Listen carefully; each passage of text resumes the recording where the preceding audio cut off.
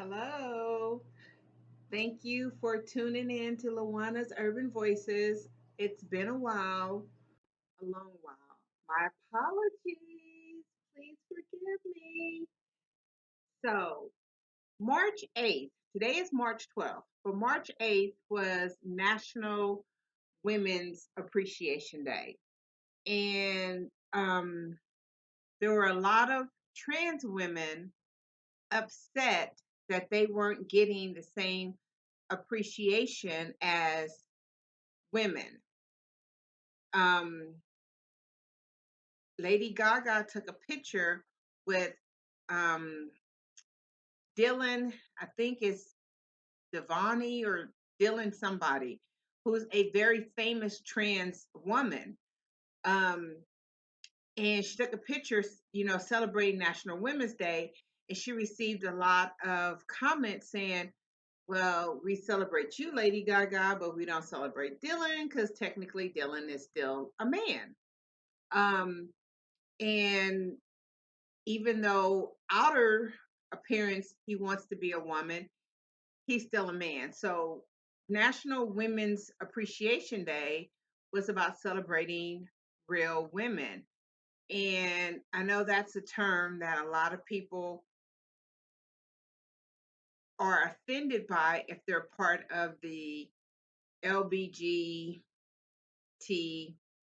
community.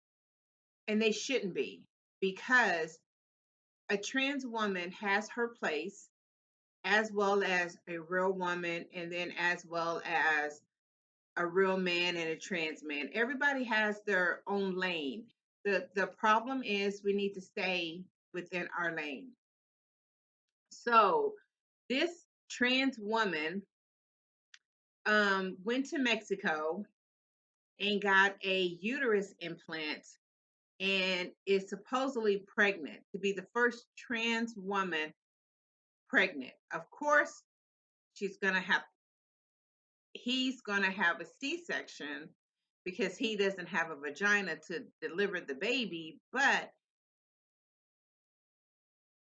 anyway, I'm confused because he's saying that he's pregnant because he went to Mexico and got a uterus, and they're experimenting to see if uterine transplants will work for trans women.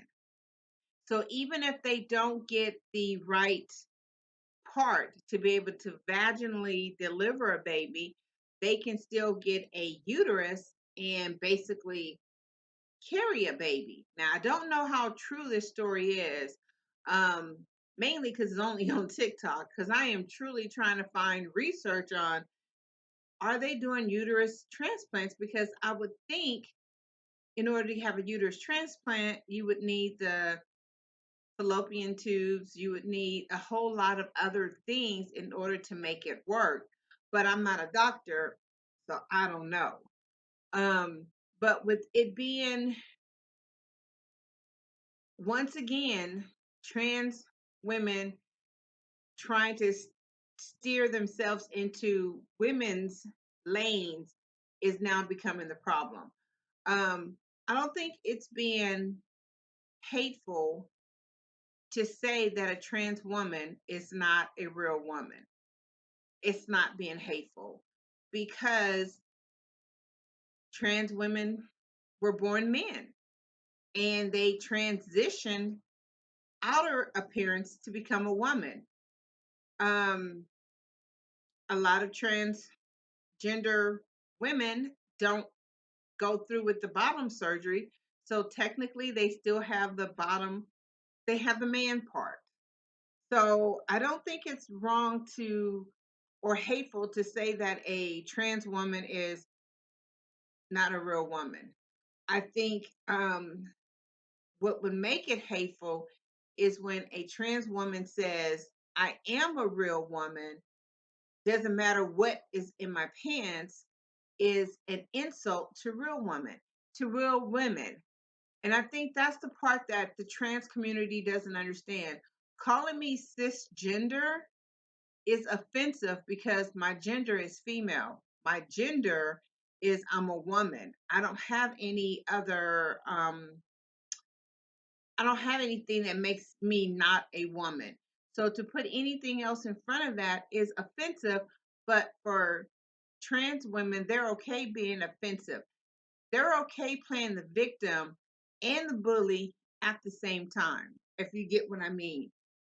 Um, and I think at some point we need to, I don't want to say normalize this situation.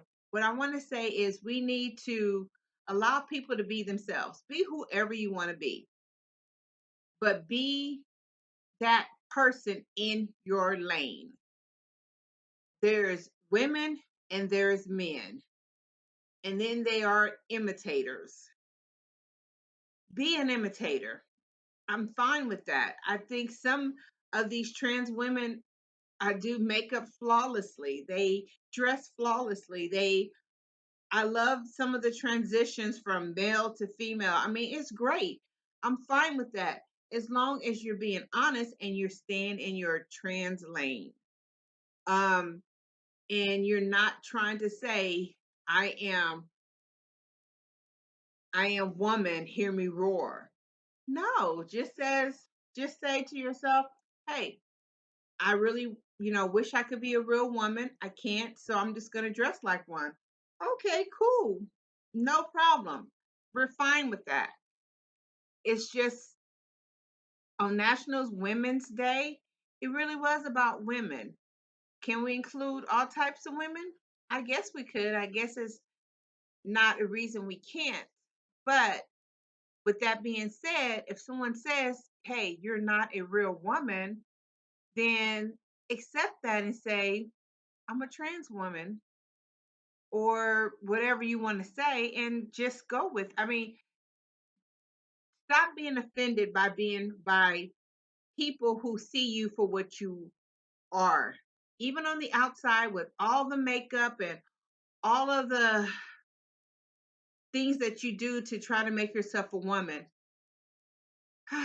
You still a man. Um you're still a man. So I think that there's no need to be offended by being called a man by accident. There's no need to be offended if you're a trans man being called a girl by accident. We're not heterosexual people or real women or real men. We really aren't trying to offend you. If I don't know, I don't know. If I see you and you're all made up and you look dragish, like a drag queen, and I'm assuming that you are a man dressed like a woman, I'm going to mind my business because, hey, you can dress any way you want. I was in one of the pet stores in my neighborhood buying a little, probably a frog or something to add to my collection of amphibians. And there were some kids in there because one of the clerks at the pet store is transitioning from male to female. But right now, in that initial transition, he looks, she looks, he looks like a man with long hair trying to transition into a woman. He has a female name on his little vest, but it's obvious that he's a man. So I was in there and there were some kids in there making fun of him and taunting him. And I was like, and they were teenage kids. And I was like, hey guys, cut it out. That's not necessary. And the guy was like, well, who are you? I said, doesn't matter. What you're doing is wrong. It's not necessary. Keep your opinions basically to yourself. Because as much as I don't agree with trans women trying to replace women or trans women trying to play female sports or come into a female's lane, I still don't think they need to be mistreated.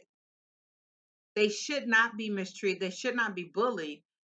Um, I just think that everybody has a lane. And I really think when it comes to these trans issues, that just like we did for women, women weren't allowed to compete in men's sports because physically we weren't able to compete at that level. We just weren't able to compete at the men's level.